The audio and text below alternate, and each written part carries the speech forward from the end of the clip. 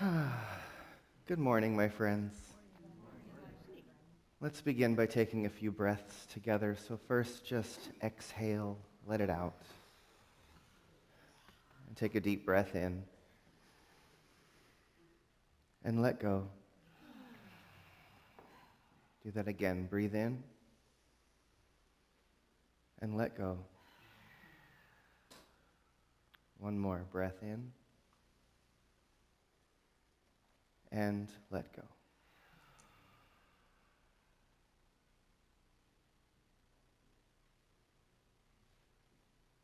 As Lori mentioned, our theme this month is playing with paradox. And last weekend, I was a speaker at the Pacific Northwest New Thought Conference in Eugene, Oregon. And the theme of the conference was, there is no them, there is only us.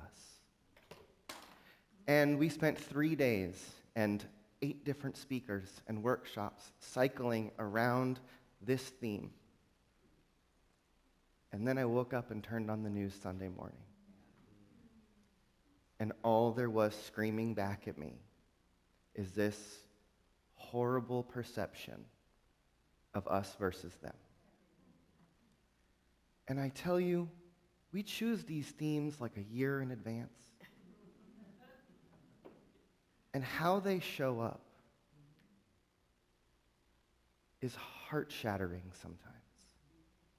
Because Spirit is inviting us into a deeper conversation.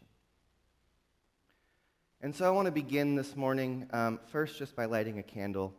One of our neighbors in Live Oak, in our local neighborhood, brought by some roses this week and asked them to put these out for all of the souls in the Middle East, for all the lives that have been lost in the last number of days. And as many of you know, in our community here, when someone transitions into the next life, we often like to light a candle just to acknowledge their eternal beingness. And so I want to light this candle this morning just in memory of all the lives that are being lost, all of those eternal souls that are being brought back into the one through this horrible churning moment. And so if you would, just take a deep breath with me.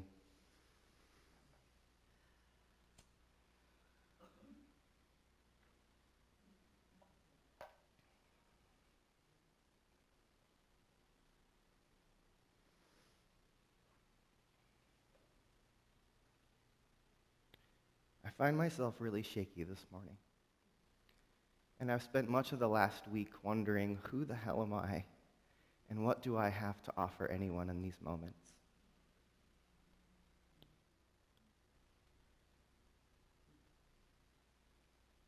And a question started to cycle around in my mind. And I think I'm going to give you more questions today than answers, because that's where I'm at. The question that I've been churning on is, how do I become the peace in the storm, not a piece of the storm? How do I become the peace in the storm, not becoming a piece of the storm?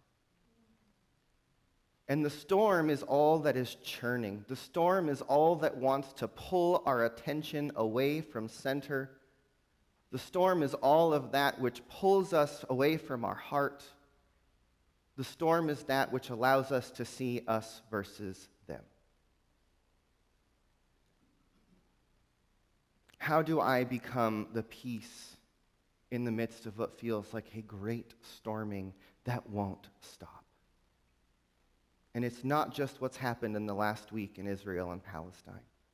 It's what's been happening in Ukraine and Russia. It's been what's happening in our own United States. It's what's happening to our environment. It's what's happening in the world, is that there is a storm a-brewing. And I remember that Michael Beckwith tells us that the pain pushes until the vision pulls. And if the pain is continuously pushing, if the pain is continuously growing, it means we haven't yet found the vision. And it's just going to keep coming up It's going to persist. It's going to stand in front of us until we are willing to see through it into something else and to find that which is calling us. Because spirit, life, Mother Earth, the cosmos is pushing us as a species to become something more. And if we continue to do and be as we have been, we will no longer be. I've been saying for a while now, we are living in this moment of evolve or die. Rise up and become something new, or all that no longer serves will swallow us whole. How do we individually, each one of us, become a place where that transformation starts to happen? My sister's a therapist, and one of the ideas she uses with a lot of her clients, and she shared this with me recently, is this idea that the sky is not affected by the weather. And down here on the earth, the storms can seem overwhelming. How do I move to the perspective of the sky so that I become the place that can hold the storm, where I become the place that is unmovable, I become the place that is the container, where I become the place that can hold all of it. And even if the storm's a brewin', I, the sky, just hold it.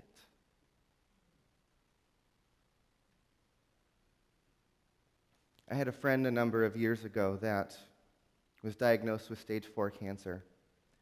And I spent a number of months with this person through this process. And I remember a conversation in the middle of this treatments and all the things. And he said to me, I realize why I've been practicing meditation for 20 years. This is the test. I've been practicing for 20 years to sit with my thoughts, to sit in the present moment, to sit with what I'm feeling. Can I now hold that thing that I've been practicing when I need it the most? And that is how each one of us can hold ourselves as the peace in the storm. We have to do our practice. We have to return to center every single day. We have to meditate. We have to sit. We have to pray. We have to read. We have to talk to each other. We have to take in this awareness that we are connected to the source of all things. That indeed there is only one of us here.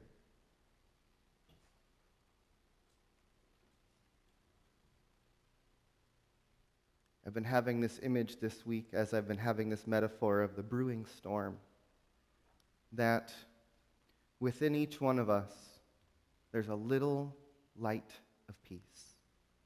There's a little spark of God. There's a little place where love, where truth resides. The practice in this moment is for each one of us to hold that little seed, that little light, that little spark. When it seems like we're standing in the middle of a hurricane, your job is to make sure that little light doesn't blow out. And to do everything you can to hold it. To breathe. To become still. To come to places like this where we can feed that flame just a little bit. Where you can sit with others who are seeking to hold that peace with you. We've all heard it said there's not enough darkness in all of the world to blow out, to darken the light of one candle. If we can each just hold that little spark of peace, that little spark of light, that little spark of truth, that little spark of love, that's the thing we can do right now. Because what the world needs is our light. It needs our consciousness. It needs our love. It needs our attention. And right now, I think for many of us, the only thing we can do is just hold that precious light and don't let it go out. Do whatever you can to sit in the peace, to contemplate the oneness, to be in this sense of love and connection. because that is the only thing that's going to bring about the peace, the love, and the sense of connection, is we have to hold it. And the circumstances of the world, the storm that is brewing, it can be really easy to feel like our little candle can get blown out, or the rain's going to put it out. So we have to hold it as carefully and as deeply as we can.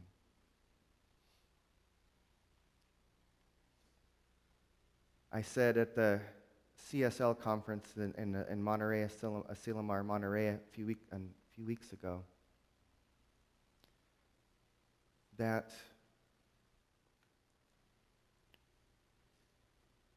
totally forgot what I was going to say. It'll come back in a moment.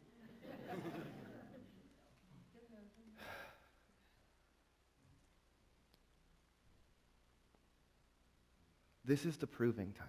This is what I was going to say. This movement of new thought, these ideas that we teach in this place, that it is our consciousness that creates reality. It is our choice. It is our attention that builds the world. I heard myself say at this conference a little while back, the last 100 years of new thought has been rehearsal. We've been practicing on ourselves. We've been learning this philosophy. It's been becoming common language in the world around us. This whole idea that I am the universe and that I'm creating and I'm a manifester and I can create, wonderful. We've been practicing on ourselves, getting the things we want, understanding how the nature of the universe works. And now it's time to prove the principles. It's time to take them from practicing on ourselves and living them in the world. Of walking in the world, knowing that it is the one life, the one mind, the one power and presence that is the light of the universe itself that is looking through my eyes, and allow that perception to see through us when we walk through the world. Yes. That's it. Thank you for that. Spirit knows what it's doing. And Spirit knows what it's doing. And I have to remember that. When I forget, I remember that I believe in a power for good in this universe that is greater than we are, that is greater than circumstances, that has been at work for 14 billion years, unfolding everything as it is. It's not going to drop us off here and stop working. The one life that is leading towards a greater experience of life itself is the one thing that is moving through everything, and I have to trust that Spirit knows what it's doing. Even if my human mind cannot wrap itself around the circumstances, I have to know that there's something greater at work here.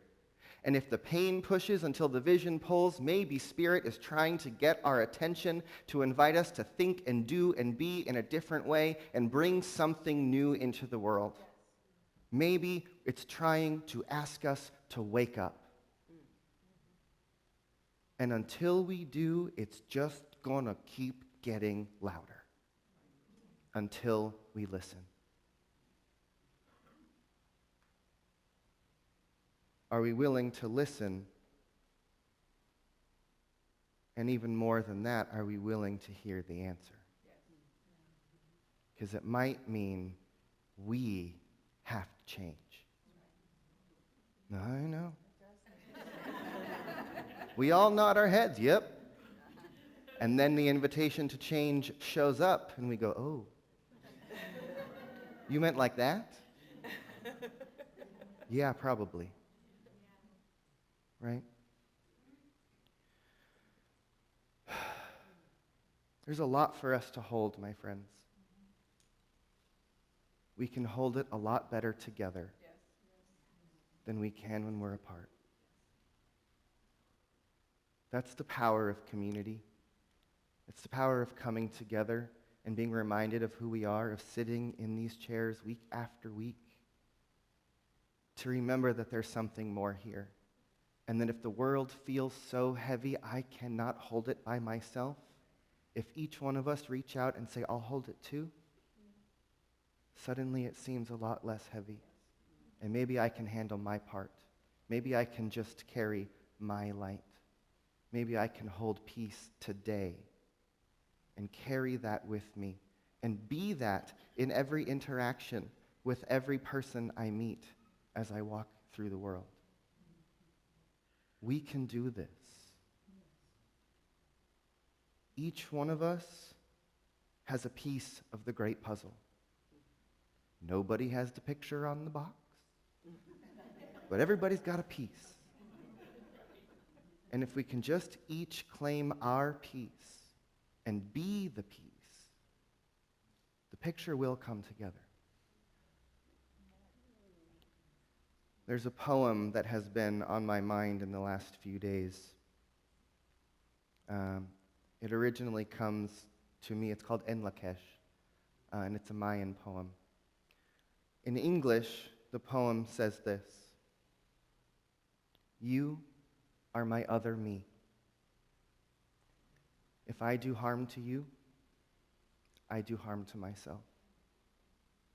If I love and respect you, I love and respect myself." So to close, I'm going to sing En Lakesh to you in Spanish. So take a deep breath in, and just take this in.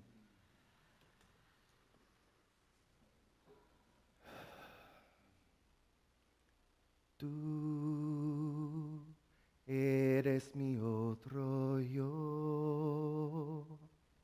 Si te hago daño a ti, me hago daño a mí mismo. Si te amo y respeto, me amo y respeto yo. Tú eres mi otro yo. Si te hago daño a ti, me hago daño a mí mismo. Si te amo y respeto, me amo y respeto yo. Let's sing it one more time. Tú eres mi otro yo. Si te hago daño a ti, me hago daño a mí mismo. Si te amo y respeto, me amo y respeto yo. Me amo y respeto yo. And so with that, just take another deep breath in as we just move ever deeper into this moment of prayerfulness.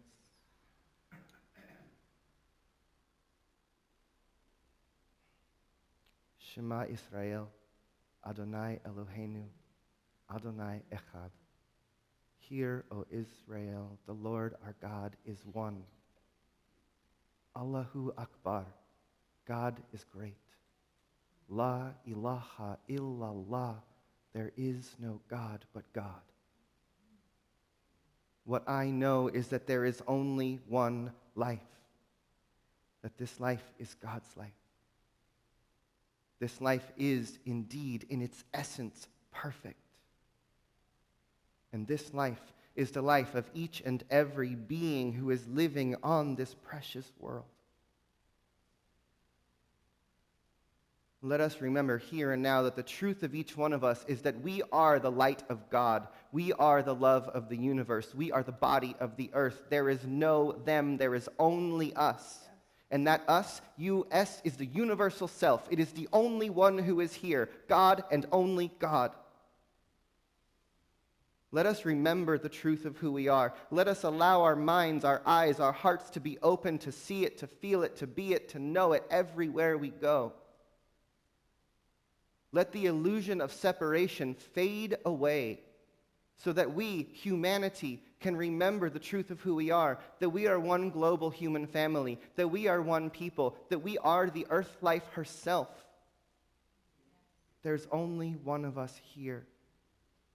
Let us call that forth from within us. Let the circumstances of the world evoke the truth from within us. Let the pain push us so that we may open our eyes, so that we can see the vision, so that we can now be pulled forward and move into the something more. Because it is calling us, it is begging us to wake up, so let us wake up. Yes.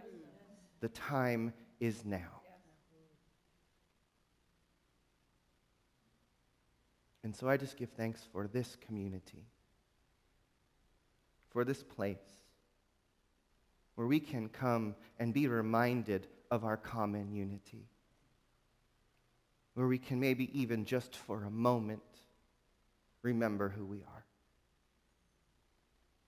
so that each one of us can carry that spark of truth, that little candle of peace that lives within us, so that we can carry it through the storm and be the light that the world needs. Remembering that there is a power for good in this universe that is so much greater than we are, and yet it is who we are. Let it use us and move through us in everything we do in service to this vision of a world that works for everyone.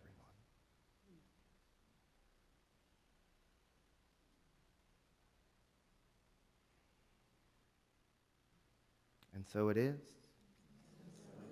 Shanti, Shalom, Salam, peace, peace.